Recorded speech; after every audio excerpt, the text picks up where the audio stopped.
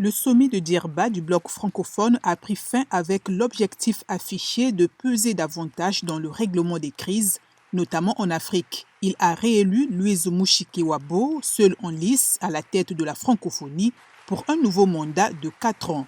J'ai le plaisir, encore une fois, de vous informer que la conférence des chefs d'État et de gouvernement des pays ayant le français en partage a décidé à l'unanimité de réélire Madame Louise Mushikiwabo comme secrétaire générale de la francophonie pour la période 2023-2026.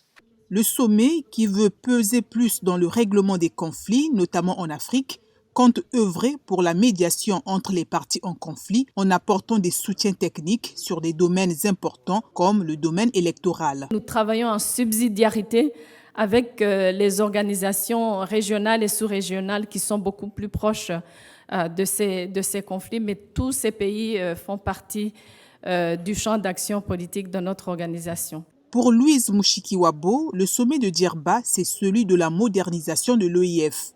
Mais elle note que la langue française recule dans les organisations internationales en Europe. Elle prévient que si on ne continue pas d'éduquer en français, d'enseigner le français et en français en Afrique en particulier, la langue française va continuer de décliner. Pour éviter ce déclin, elle exhorte à plus d'efforts.